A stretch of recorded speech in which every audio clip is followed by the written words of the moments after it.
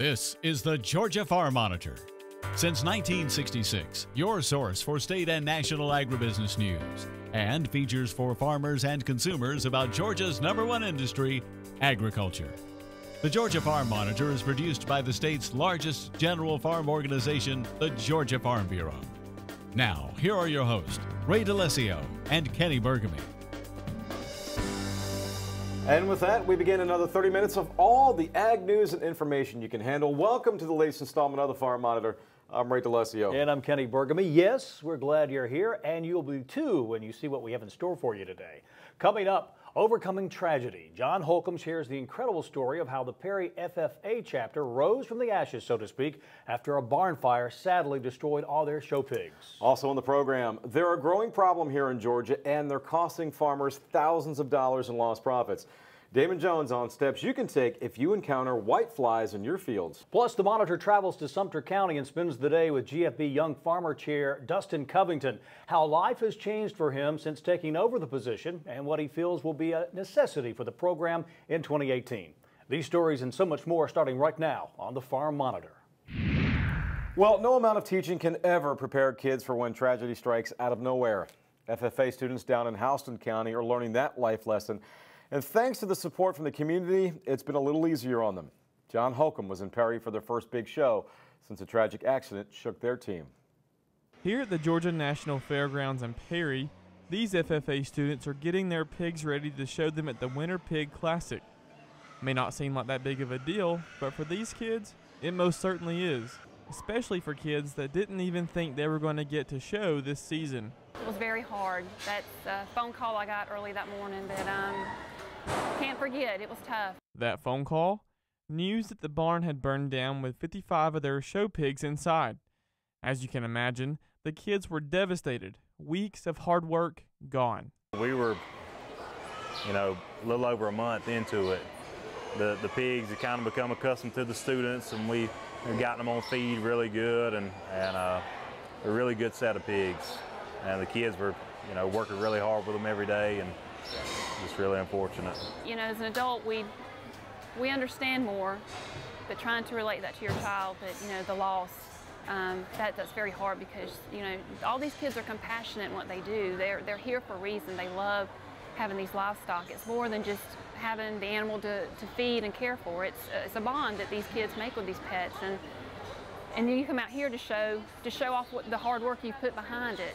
But amongst that tragedy come a silver lining. Thanks to social media, it didn't take long for the news to spread. Within just a few days, people from all over the state and country were contacting wanting to help. Someone even made a GoFundMe page to help raise money for a new barn. It was amazing the amount of people that reached to us via Facebook that they had no idea who we were. We had no idea who they were. They just wanted to help. Just agricultural folks just trying to help other people. It was, you just don't really see that in the news anymore. We were overwhelmed at the response because honestly in the beginning I thought this is it. We've lost what we had and we'll just have to wait till next season to do this. But as phone calls and just texts and from the teachers updating us what all has been donated and had come in, overwhelmed and, like I said, just thankful that we have a second opportunity to do this. The team ended up getting all of their pigs that were lost replaced, plus some, which ended up being a sign of hope in the world these kids needed in such a hard time. I have learned that the world is still good. There's not everybody's bad. And that, just because, we shouldn't carry it with us. We should, but it shouldn't bring us down all the time. I love my pigs, and of course I miss the other ones, but I feel like we should be happy with what we got and happy that people actually care about us. As for the old barn, what remained has been cleaned up. The students are keeping their pigs here at the fairgrounds until the new barn is rebuilt, which, according to Deacle, will be soon. They have actually leveled out a pad for the new barn. We have specs for the new barn and drawings and plans for it, and it's going to be completed sometime this spring. Reporting in Perry for the Farm Monitor, I'm John Holcomb.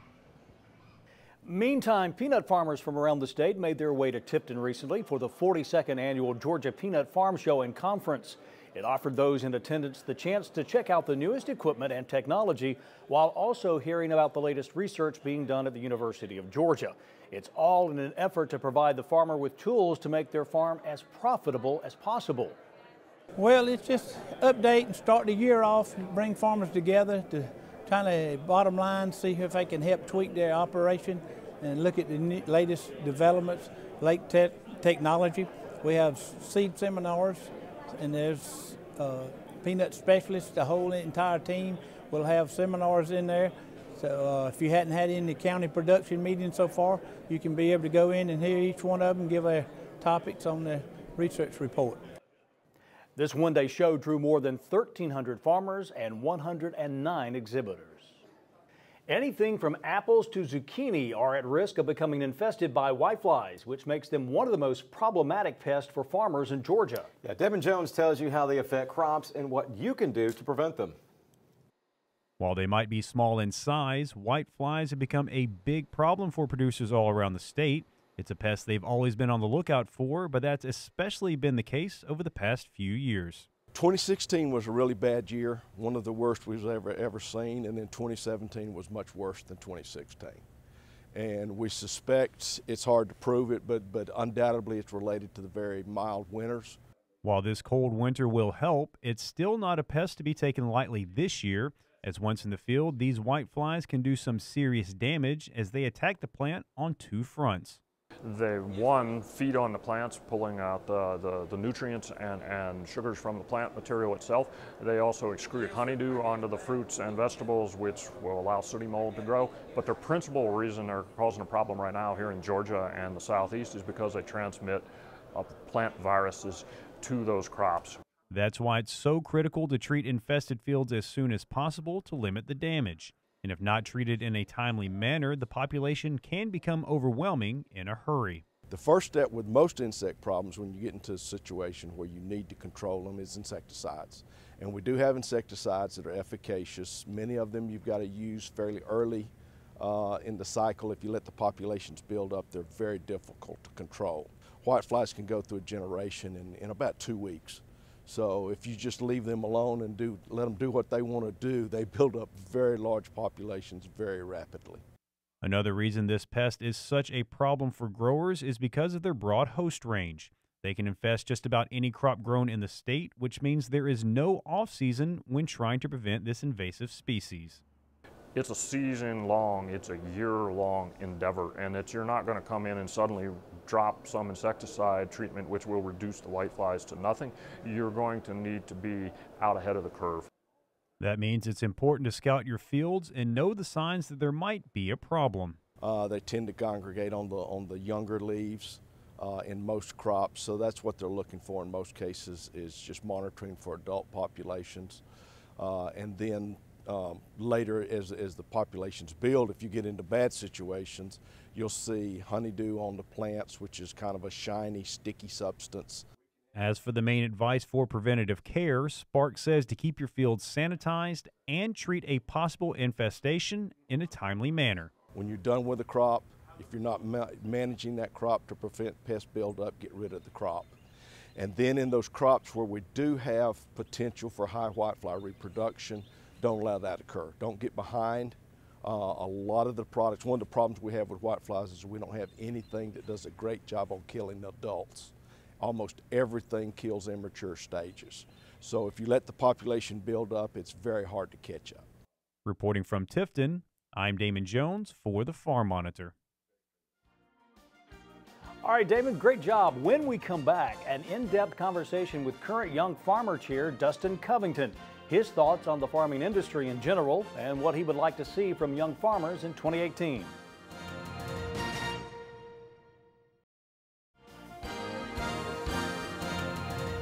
Hi, I am Erin Neesmith, and I am the Georgia Farm Bureau State Coordinator for the Young Farmer and Rancher Program. I was raised, born in Florida, but raised majority of my young life in Canada. So as far as my background in agriculture, I was a consumer. My stepdad was in potatoes, but my biological family, the only agriculture we ever saw was when we went to the market. When we moved to Florida, I was in 7th grade and was volunteered to go into agriculture class, and that really started my love and interest and passion for the agriculture industry. And ever since 7th grade, I've been involved in FFA and Farm Bureau. I competed in 7th grade in our county speaking contest, and I think that really instilled my interest and investment in Farm Bureau at a very early age. Went on to serve Florida as a state FFA officer, went through the College of Agriculture, graduated with a degree in agriculture education, communication, and leadership. Went on to get my master's in ag education and communications, and worked actually in agriculture education as a middle school teacher for a year. The University of Florida College of Agriculture recruited me to work in their distance education program in Plant City, Florida, which is where my husband was from. So that worked out really well. And we really loved being in Plant City. It was a very diverse agriculture community, and we were able to become really involved in the County Farm Bureau. I served as the Young Farmer chair for the county, and they actually elected me to their county board. I was the youngest serving on the board and one of the only females on the board, which was certainly a tale to tell. It's overwhelming, honestly, to be an outsider coming in to see the impact and the history that has been made within the Georgia Young Farmer and Rancher program, but it's also very powerful moving forward, knowing that we can tell these young people this is what you have to look forward to. When they are able to see the stage with Mr. Duval, or to be able to see the Commissioner of Agriculture having been involved in such a program, I think it allows them to see that they have a vested interest in their development as young people, and there is a future for them, and we're excited to help them develop that future. And we are certainly excited to have her on board. Welcome to the team, Erin. Speaking of the Young Farmer program, the list of names who at one time served as committee chair is a who's who of Farm Bureau leaders. American Farm Bureau President Zippy Duval, for instance.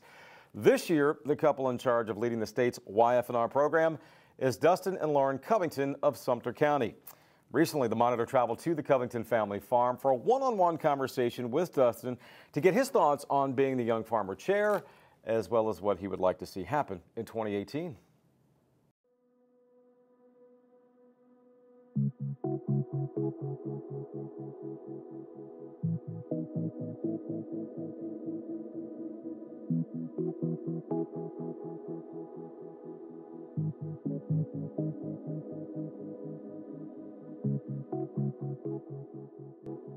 It's big shoes to fill, you know, especially when you go to AFBF and you do see Zippy up on stage in front of the full American Farm Bureau. You know, it's like, you know, one day that could be, you know, another state chair, Young Farmer chair from Georgia. But we enjoy it. The main thing is meeting all the people and knowing that, learning and knowing what Farm Bureau actually does for people, whether they're in farming or out of farming. That's one thing that I like to talk to people about, is what Farm Bureau actually does to help people that aren't in the farming industry, whether you're in construction or grading, you know, or just say trucking industry is one thing. It's things like that I think if you push it forward towards people, they see what Farm Bureau can do and realize what good of an organization it is to be a part of. It's just nice to know that when I wake up every morning, I can go outside and basically get to do what I love, which is taking care of the land, taking care of the cows. You know, anything wildlife oriented is what I like to do. And to be able to do this is a blessing from God, shall I say. I mean, it's something that a lot of people want to do but aren't able to do. But the ones that are able to do it, you know, I don't think we take it for granted.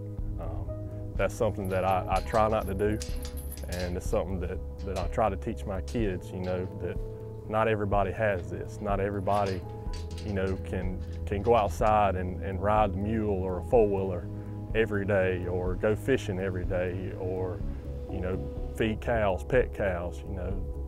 And it's the little things like that I guess kind of takes you back to the way your ancestors were when most of them were farmers, and that's something that I strive, I guess, in my opinion, that I strive my best to, you know, instill it into my girls, you know, that don't take any of this for granted, because one day it could all be gone, you know, and hopefully that's not ever going to happen. But you know, there's been farmers that have lost it all, you know, and you know, it's a shame to say it, but it's just the way life is sometimes, and it hurts me whenever I do see a farmer who does lose his farm, because you sit there and you think about what we could have done to help them, maybe to make their farm better, to grow their farm.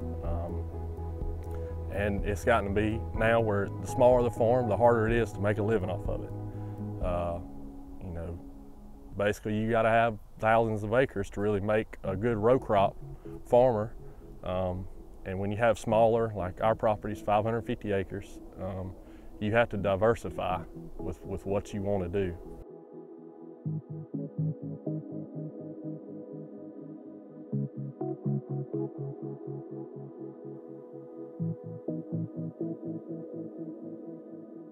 This is a place that we moved to.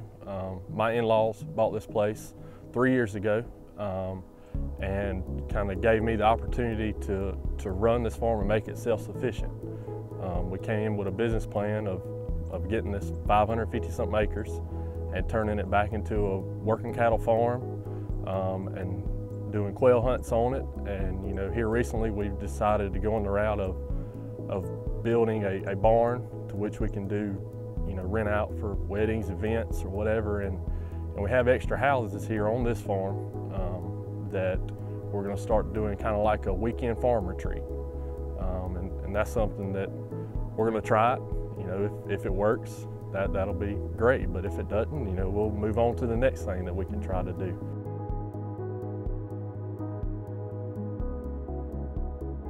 I'd like to be able to let people be more approachable. I think approachability is a main thing for a young farmer, because we can influence people our own age. And you know, and I think if somebody has questions, you know, a lot of times it's hard to answer them, and then sometimes, you know, farmers will put off the persona as they'll get defensive when people do have questions about, say, GMOs or the way they are doing their farming practice. And I think there needs to be more approachability in the way that we answer those types of questions. You know, not as far as a hard-driven answer, but just you know, and ease them into what we do, and so they can kind of see it as a good perspective of, we are here to help out.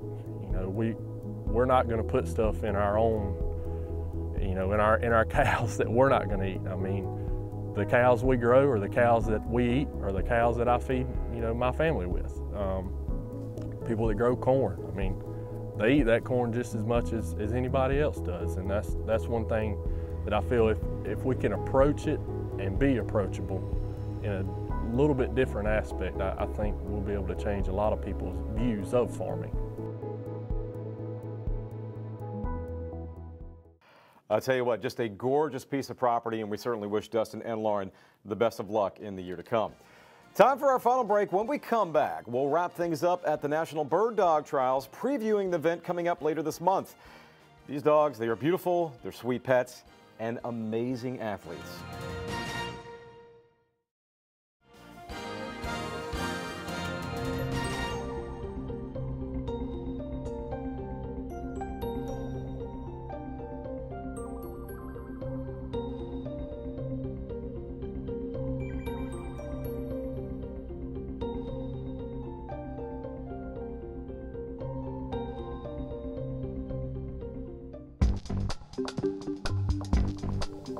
So we've seen from growth in population that water resources are being impacted and are important right now to our state. We know that agriculture uses a tremendous amount of water. So we know that we've got to be more efficient when we irrigate. The reason why we got involved in the AgWet project here in Jeff Davis County is because our growers spend a lot of time, money, and energy on water. And irrigating more effectively, efficiently, and more timely is very important to them. So within Extension and college broadly, we have a lot of tools to help our farmers be more efficient when they irrigate.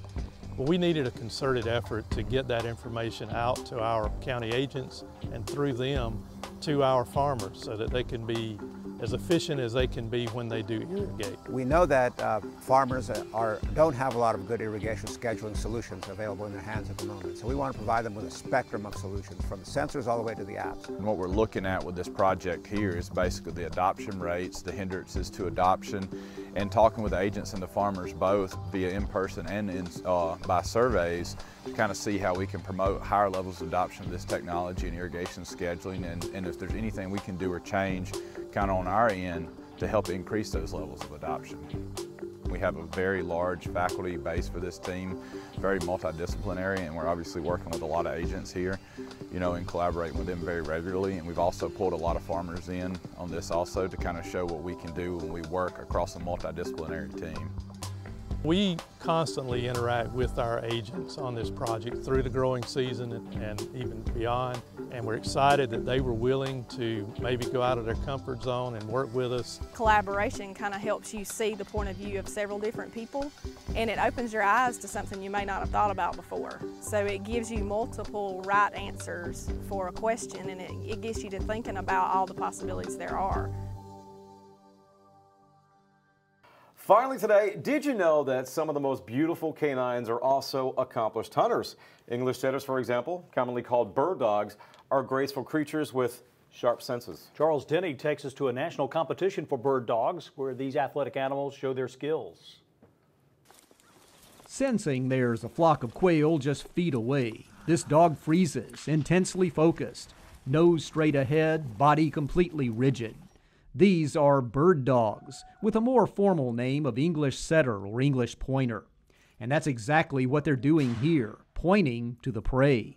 They have to have a great mind, they have to have a great nose, but the great nose is no good without the great mind. They also have to have the physical attributes to make these 3 hours and still look pretty good at the end of it. That's how long this competition lasts for Richardson's canine, one of 43 entrants in the National Bird Dog Trials at Ames Plantation. A pair of dogs are set loose to find birds, followed by a bevy of humans on horseback. Judges award points for pointing, a test of skill, strength, and endurance, all to determine who will be the alpha dog. Growing up in Middle Tennessee, my dad and grandfather often had bird dogs on our farm. They're beautiful, sweet animals, loyal, and crazy athletes. They can run like the wind and easily jump over a 6-foot-tall fence. They're about like Michael Jordan would be in basketball. To really be consistent in the winters, they're really an exception. A lot of them are bred for that. This day, the dogs were competing in just about ideal conditions, a little chilly with cloud cover, a time when quail are looking for food. And the location is great for birds, too. Ames Plantation is privately owned land with thousands of acres made available to the UT Institute of Agriculture, one of its 10 ag research centers statewide. This was the 102nd time Ames has hosted this competition. It is the home of the national championship. Would be equivalent to the Super Bowl or the World Series. You know, this is it for these field trialers. And we have 6,000 acres of courses. Each course is set up, it's 11.5 linear miles in length. A dog will actually run somewhere between 22 to 25 miles in that 3-hour time period. Each dog needed at least 2 previous wins just to be here. So it's an honor to compete for a national championship. Get your nose in the game, just point the way. This is Charles Denny reporting. Thank you, Charles, and thank you for watching. And a friendly reminder for all the latest ag info regarding food, great recipes, and what's happening down on the farm. Be sure you check out our Twitter, Facebook, and Pinterest pages. You'll stay informed and see what's up in the world of farming and with us here on the show. Take care, everybody. We'll see you next week right here on the Farm Monitor. As always, have a great week.